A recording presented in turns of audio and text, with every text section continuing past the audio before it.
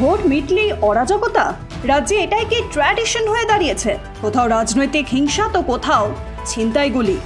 মমতা জামানায় এটাই new normal হয়ে দাঁড়িয়েছে। ভোটের রেজাল্ট বেরোনোর পর সন্দেশখালী থেকে শুরু করে বিভিন্ন জায়গাতেই বিজেপি কর্মীদের উপর হামলার ঘটনা ঘটেছে। এবার শুরু হয়েছে দুষ্কৃতিরাজ। আসানসোল থেকে ভাটপাড়া, সর্বত্রই দেখা যাচ্ছে একই ছবি। উদ্বেগের ছবি দেখা যাচ্ছে আসানসোল ও রানীগঞ্জ এলাকায়। রানীগঞ্জের দিবালোকেই সোনার দোকানে চলেছে ডাকাতি।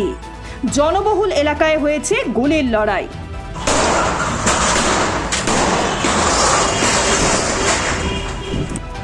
মারাত্মক ঘটনা ঘটেছে আসানসোলের চক্রবর্তী মোড়েও। রাস্তায় 4 চাকা গাড়ি দাঁড় করিয়ে বন্দুক দেখিয়ে ছিনতাই হয়েছে সেখানে।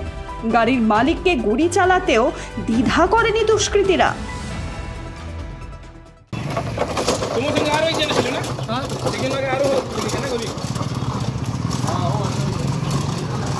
অনুষ্ঠান অ্যাটেন্ড করতে যাচ্ছিলাম, তসবি ম্যারেজ হল। তো এই চক্রবর্তী মোড়ের কাছে আমার কারটা দাঁড় করিয়ে 4 জন দাঁড়িয়েছিল। একজন বলছিল লেগে আছে, তো আপনি একটু হসপিটালে ড্রপ করতে। আমি বললাম না, ফ্যামিলি আছে, আপনি ওয়েট করুন কারোর জন্য। তখন আমাকে বের করে নিল। বের করে আমার মেয়ে বাচ্চাকে টানা ছিল, ওরা 4 জন ছিল।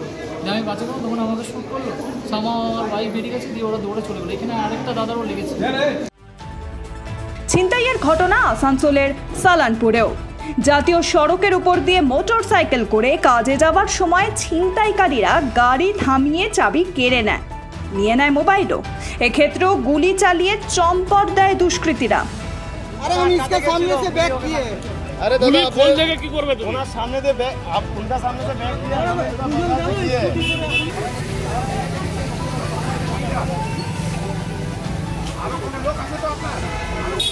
ঘটনাটা হয়েছে, আমি 10-15 মিনিট আগে আমি এখানে এসেছিলাম, আমার বাড়ি এখানে। তো আমি এখান থেকে ব্যাক করেছি, ওদের যারা চুরি করে নিয়ে গেছে, বাইকটা রেখে দিয়ে গেছে।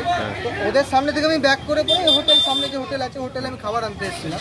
তো এবার দাঁড়িয়েছি, দাঁড়িয়ে পরে কথাবার্তা বলছি, ফট করে দিচ্ছি, এটা ফটকা ফাটার মতো। আমি বুঝতে পারিনি যে ফটকা ফাটা। তখন দেখছি যে এখানে ঝামেলা কিছু, দৌড়ে দৌড়ে এসেছি। ততক্ষণের মধ্যে যারা দুষ্কৃতী আছে তারা দেখছি নিয়ে গাড়ি চলে গেছে আমার চোখের সামনে। কিসে করে এসেছিল? বাইকে, যে বাইকে গাড়ি, বাইকটাতে নাম্বারটাও সার্চ করছি আমি ইয়েতে, তারই মধ্যে বাইকটা রেজিস্টার নেই। আচ্ছা, বাইকটা রেজিস্টার নেই। কজনে গুলি লেগেছে? কজনে? 2 জনে গুলি লেগেছে। 2 জনে গুলি লেগেছে। একজনে পায়ে লেগে, যার যিনি ওনার কারে তার গুলি মেরেছে। আচ্ছা, পায়ে গুলি মেরেছে। আর যিনি আলমারি যার আছে বাড়ি, তার এখানে লেগেছে, হাতের এখানে। আগ্নেয়াস্ত্র নিয়ে হামলার ঘটনা ভাটপাড়াতেও। বেসরকারি সংস্থার এক কর্মীর বাড়িতে ঢুকে শিশু সন্তানের মাথায় পিস্তল ঠেকিয়ে 5 লক্ষ টাকা দাবি করা হয়। টাকা না পেয়ে 3টি সোনার আংটি নিয়ে পালিয়েছে দুষ্কৃতীরা।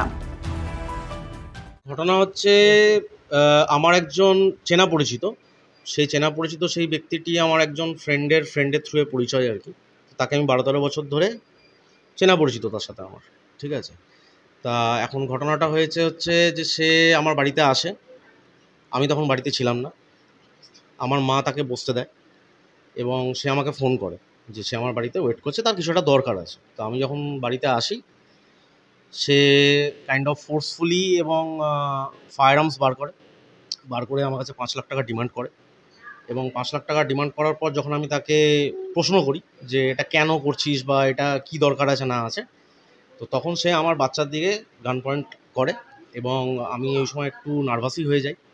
যার ফলে আমি ওকে বলি যে ঠিক আছে, তাহলে বসে কথা বলা যায়, কিন্তু এটা ফায়ার আর্মসের কোনো প্রয়োজন নেই আমার মনে হয়, কারণ তোকে আমি অলরেডি চিনি, ঠিক আছে। তো তাতে অ্যাডামেন্ট একটা অ্যাটিটিউড নেয় এবং কাইন্ড অফ আমার মাকে অন্য ঘরে লক করে দেওয়ার চেষ্টা করে। তো যেটার ফলে আমি একটু নার্ভাস হয়ে পড়ি এবং ওই সময় ও আমার হাতের দিকে ওর একটু নজর যায় এবং আমার হাতে অ্যাকচুয়ালি 3টে সোনার আংটি আমি পরে থাকি। তো সেটিও নিয়ে আস্তে ধীরে লিভ করতে শুরু করে এবং তারপরে যখন ও বেরিয়ে যায় তখন আমি থানায় জিনিসটা অ্যাকচুয়ালি এসছিল 2 জন, বাট একজন দাঁড়িয়ে ছিল মেন রাস্তায়। আর যেই ছেলেটির কথা আমি বলছি সেই ছেলেটির নাম দেবাশিস মুখার্জি, ওরফে ছোটকা নামেও আমরা চিনি, নৈহাটির বাসিন্দা। সেই ব্যক্তিটি ঢুকেছিল বাড়িতে, আর আরেকজন যে ব্যক্তি ছিল সে বাইক নিয়ে ওই মেন রোডে ওয়েট করছিল। সেই ছেলেটি কিন্তু আমার ঘরে ঢোকেনি। এবার সেই ছেলেটি অলরেডি এই ব্যাপারে জানে কি জানে না, আই ডোন্ট নো, মানে আমার এই ব্যাপারটা কোনো আইডিয়া নেই। তো বাট এই যে মেন যে কালপিট যে ছেলেটি, সেই ছেলেটি একজনই এসেছিল, ও সিঙ্গেল ছিল এবং আর্মড ছিল। ভোট পরবর্তী সময় কিভাবে মাথাচাড়া দিয়ে উঠছে দুষ্কৃতীরা? এই সময় কি কাজে কিছুটা শিথিলতা দেয় প্রশাসন? তারই সুযোগ নিয়ে কি বেড়ে যায় অসামাজিক কাজ? ঝাড়খণ্ড সীমানায় মিহিজামে ঘুমন্ত ব্যক্তিকে গুলি চালাতে কসুর করে নাকি আততায়ীরা? কয়েকদিনের মধ্যে রাজ্যে কেন এই লাগাতার সন্ত্রাস?